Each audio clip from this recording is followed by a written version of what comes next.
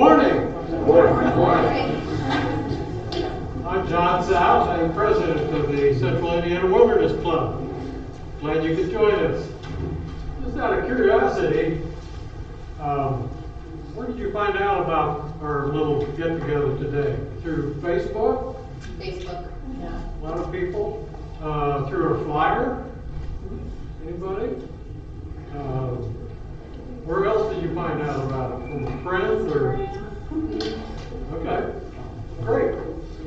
Well, it looks like our Facebook advertising paid off, so. Thank you. Glad you could come today.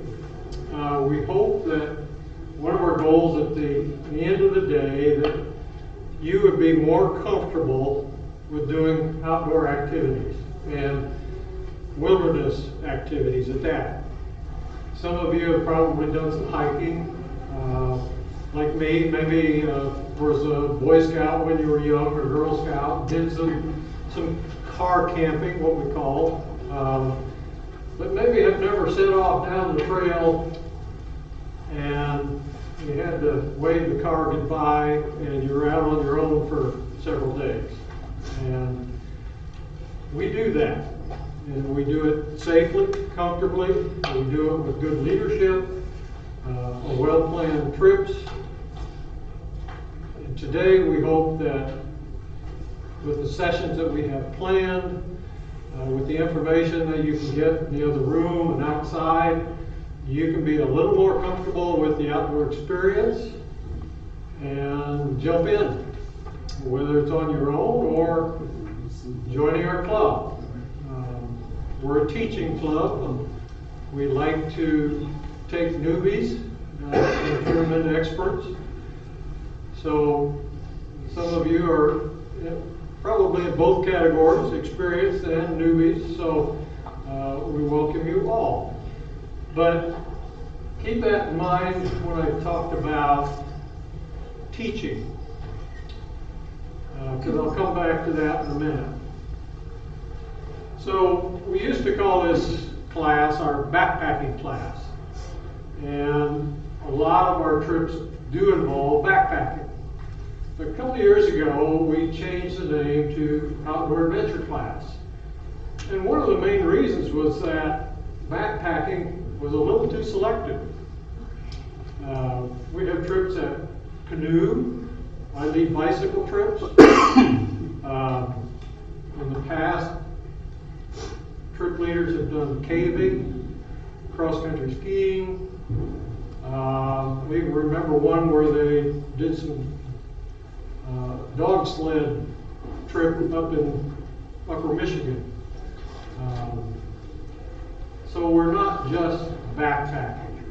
And certainly a lot of the things you're going to learn today are certainly appropriate for backpacking, but they're also appropriate for canoeing and other events as well.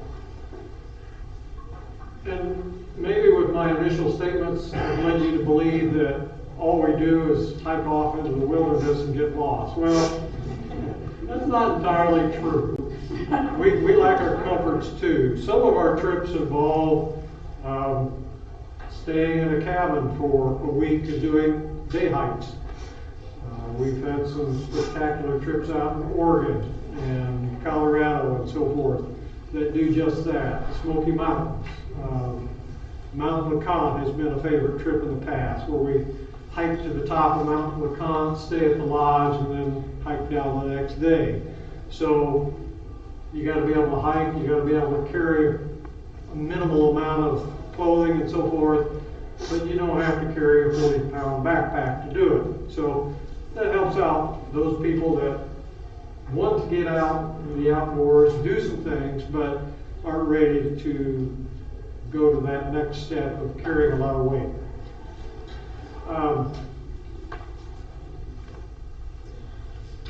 So this club is led by a board, but it's really led by the members. And those members have become trip coordinators, and they have to go through, they have to have a current wilderness first aid class with CPR, and they also have to go through our leader trip training session to be able to properly organize and put together a trip. So the people that we have leading trips are members, and they're the ones that decide where they want to go, how they want to go, and so forth. The club as a whole doesn't get together and say, okay, we want to go there. It's really the members.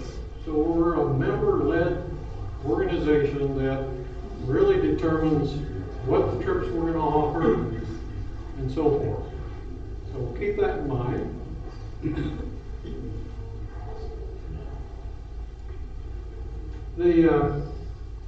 The first trip that I was ever on was back in 2009, somewhere in there. It was a weekend backpack trip to the Red River Valley, Kentucky. Anybody ever been there before? Okay, it's a beautiful area. We took off Friday evening and drove down to Red River area of Kentucky, but it was dark when we got there. Not surprising. And I had a tent that the club had. I had a backpack at the time with some gear, but at that point I didn't have a tent. And the club has some equipment that you can borrow, and so I had a borrowed tent. We hiked a short distance back to our camping site, and so I started struggling putting up a tent that I knew nothing about. My first big mistake was that I had a flashlight. Does anybody know why that's a mistake? What you should have instead? You gotta hold it. How do you put together a tent holding in one hand with a flashlight, putting the poles together and stuff? I learned real quick that a headlamp is what you need. And that's kind of the learning process, looking at the people that are with you. I could see everybody else had headlamps. They were barely putting their tent together with both hands, where I had a flashlight on the ground and was kind of struggling to get my tent together. And the person that I rode with down to the event, she helped me put the tent together because I needed help. It's just kind of, hopefully all our members, and I've traditionally seen it, are willing to help others, particularly new people that don't quite know what to do, are a little anxious about what they're doing. We can help you out, either before and or during the trip. So that's what we're about, and that's part of why this class is here today, is we're providing you with some needed information about sleeping accommodation, mapping, what to bring, how to size a backpack, and so forth, to helpfully prepare you for a trip. So that's what we're going to do today. Dave is going to introduce our program, and we'll go from there.